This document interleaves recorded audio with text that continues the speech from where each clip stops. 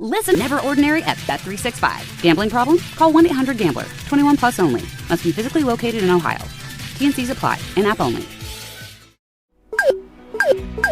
In a world of endless notifications, there could be an important one you're missing. Your kidneys may be signaling an SOS. With high blood pressure or type 2 diabetes, your kidneys could be warning you of early signs of damage, which may put you at higher risk for events like heart attack or stroke. But there's a simple test that can help spot a hidden signal. Ask your doctor about a urine test called UACR to help detect kidney disease and heart risk early. To learn more, visit detectthesos.com today. This episode is brought to you by Progressive Insurance. Whether you love true crime or comedy, celebrity interviews or news, you call the shots on what's in your podcast queue. And guess what? Now you can call them on your auto insurance too with the Name Your Price tool from Progressive. It works just the way it sounds. You tell Progressive how much you want to pay for car insurance, and they'll show you coverage options that fit your budget. Get your quote today at Progressive.com to join the over 28 million drivers who trust Progressive. Progressive Casualty Insurance Company and Affiliates. Price and coverage match limited by state law. And we are happy to be joined by the aforementioned Deron Cherry, Chiefs Hall of Famer, five-time All-Pro safety for the Chiefs between 1981 and 91. Deron, how are you? I'm doing great. How you guys doing? We are doing well. We appreciate your time this afternoon. So I think Jason and I'm pretty sure when we made our picks yesterday that we went the over, maybe suggesting that this game between Baltimore and the Chiefs could be a shootout, high-scoring game. We know it's going to be probably rainy over in Baltimore. Was that a crazy pick? Do you see this game as a high-powered offensive game? No, you got two good defenses. Unless something changes, I don't see it as, I see some explosive plays, but I don't see like a really, really crazy score, from both of these offenses. I think the defenses are too good. So that's what I would say. DC, how are you doing? I didn't get to see you this summer. I was gone a lot of the summer. How was the golf game going?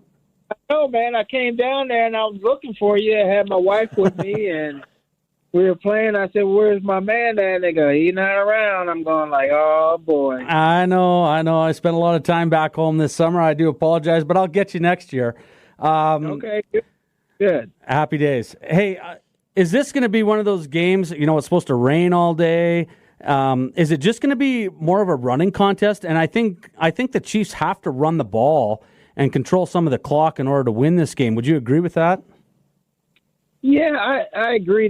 They're going to have to run. Both teams are going to have to run. I mean, that's the way you kind of keep the defenses honest and keep them off balance. But, Kansas City likes to throw the ball, and I don't see, where it's going to be any different.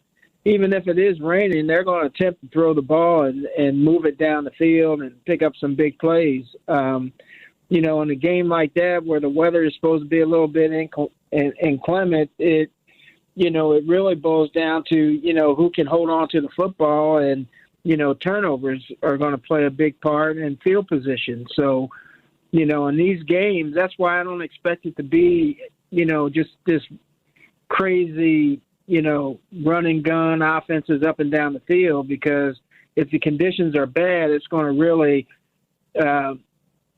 be an advantage for the team that can run the ball, control it on the ground, and not turn the ball over.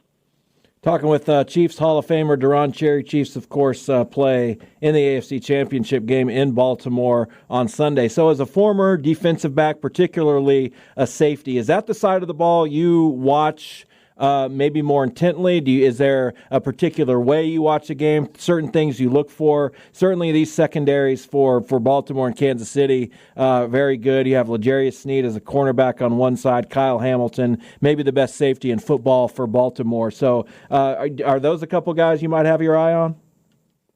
Yeah, I'll look at the secondary guys, but, to me, the main battle is the guys that are up front. And I like to look at the guys on the line of scrimmage, because really in games like this, that's where the game is won. It's won in the trenches. Can these guys hold up in the trenches? Can the big guys, can they move the pile? Can they protect the quarterback? That's the game that I'm kind of looking at from my perspective.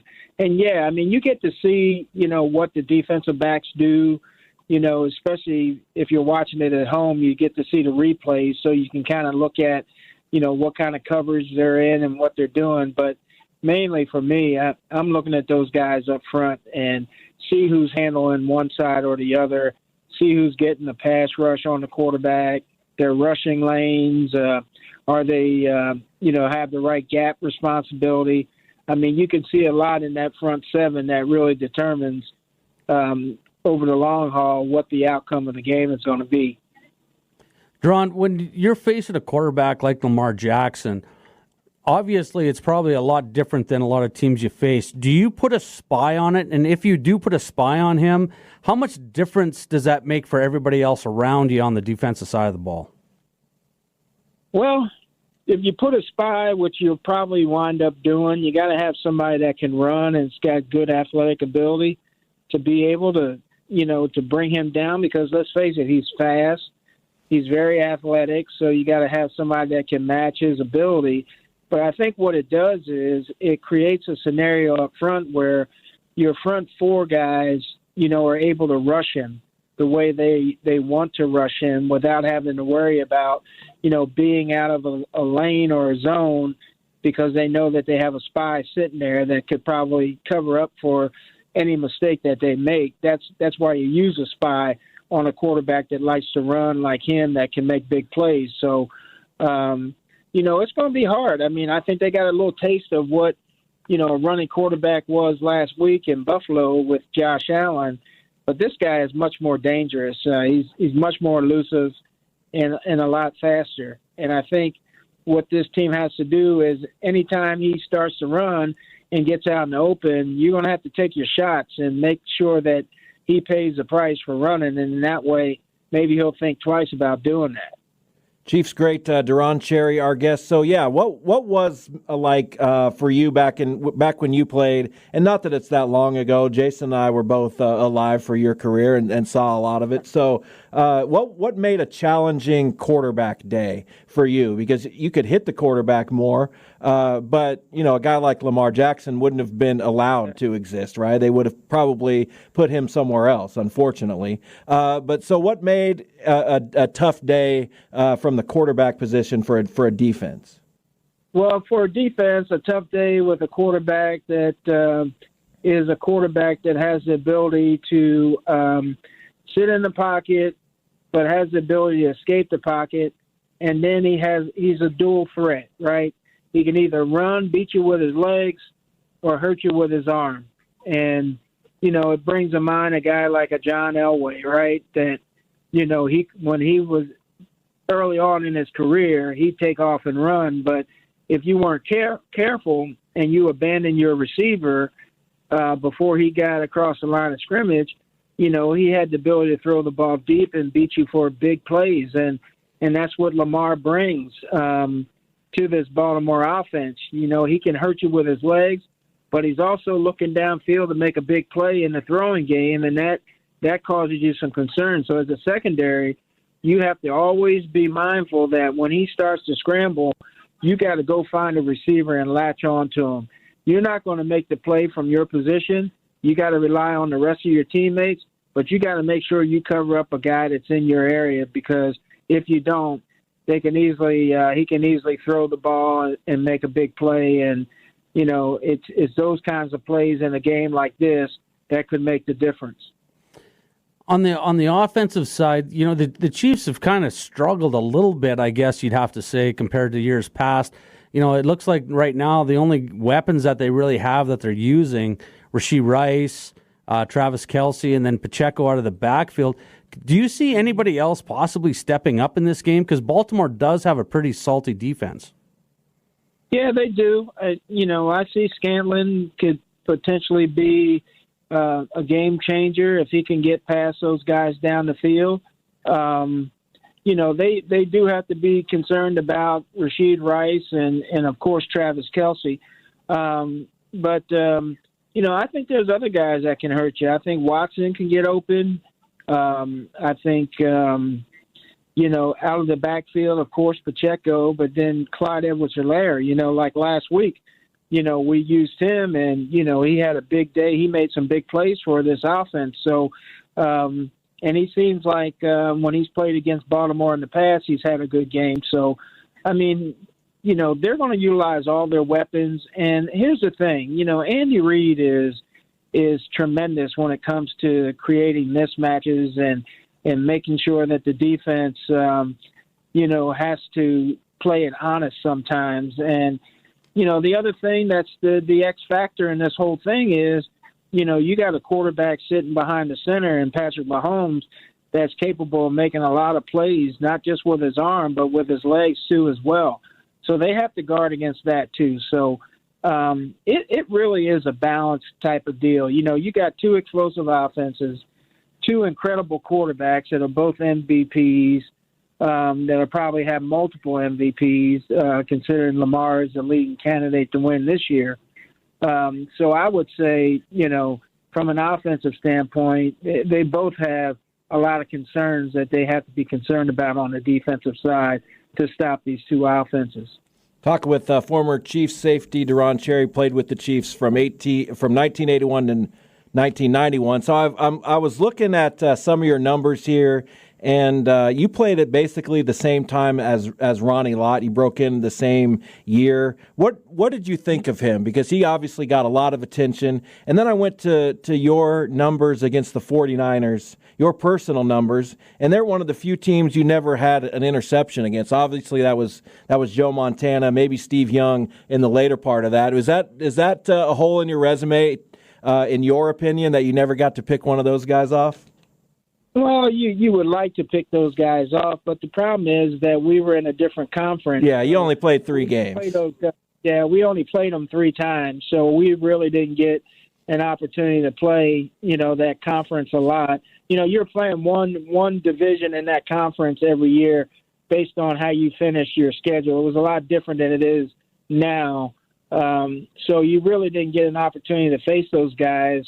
We had to face the Dan Foutses, the Dan Marinos of the world for the most part in our division.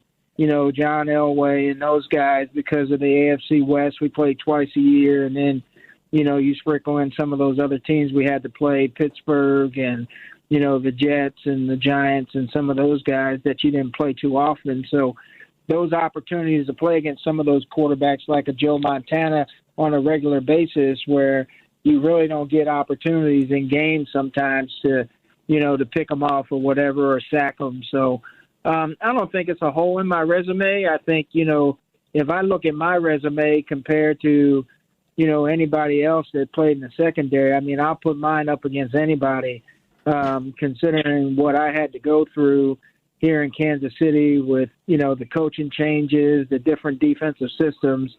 I wish I could have played in one system my whole career, right, like a lot, and been able to, excel in just one system. But shoot, there was a period of 7 years straight where, I was learning a different defensive system every year, but I was still able to, put up numbers, adapting to those different changes in coaches and systems, and still put up numbers that I think are, representative of, the Hall of Fame. Absolutely. I completely agree. So you had one interception return for a touchdown. How much do you remember about that? The quarterback, the time, the team, how much of that sticks in your memory? That was a Pittsburgh game. Yes. We played them in Kansas City, and I was reading the quarterback and made a great break on the ball, and he never saw me. That's the thing. He never saw me. I came out of nowhere, picked it off, and ran it for a touchdown. So, I mean, I had, 53 total, if you can. Yeah, which is amazing. You count up the ones in the playoffs. I had 3 in the playoffs, but shoot, I had probably another 6 or 7 throughout my career, but they got called back because guys like Mike Bell, a Wichita guy, Bell would jump off sides and on a hard count, and I'd pick the pass off, and it was no good, so it didn't count. So I always get on him. He goes, D, you would have had 6 or 7 more interceptions if it wasn't for me jumping off sides. I go, yeah, Boogie, you would have. Deron, I was just going to ask you real quick about the other side. San Francisco, Detroit. I don't know how close you've been keeping an eye on that, but I'm guessing you have. And what do you think of those two teams, and who do you think wins that game? Detroit's obviously been a great story this year. Yeah, they have been a great story. I mean, I give Dan Campbell a lot of credit for, the culture change that he instilled in the Detroit Lions, top to bottom. And, they're having tremendous success, and it's great to see that, because Detroit was, for years and years and years was just, the doormat of a team, and really never could get out of their way. And he's brought a culture there that is entirely different, and the players have rallied around him. His quarterback is playing extremely well, and he's got some weapons, receiver-wise and running back-wise, that, they've got some talent. And then defensively, they get the job done. They got some guys that can put some pressure on you. So they played well. But they're coming up against a real good 49ers team that is stacked defensively, from the front to the back. Their offense is very explosive, with McCaffrey there, who's an MVP candidate. Brock Purdy does enough to, not lose the game. It's going to be interesting to see how he handles the pressure of a championship game. He got injured last year in Philadelphia and couldn't play. So this is an opportunity for him to redeem itself. And for 2 years, I think it was last year, in Philly. But, I look at this game that, I just find it hard for Detroit. Not that I don't give them a chance, but they're playing in San Francisco, and that's going to be tough out there with those guys, knowing that they're one step away from getting back to the Super Bowl, and the fact that they lost a few years ago to the Chiefs, has kind of left a bad taste. And for those guys that were there during that time, that feeling never goes away, and you want to get back there to take that feeling away. So I like the 49ers in this game. I think they've got the weapons. The coach is really good in big games, and but I wouldn't say that Detroit could be out of it, considering I think that Jared Goff could have a big game and have a big say-so in the outcome of that game. Deron, we really appreciate it. Thanks for joining us again. You've become a friend of our show, obviously a friend of Jason's. I know you'll be pulling for the Chiefs on Sunday, so good luck and enjoy watching that one.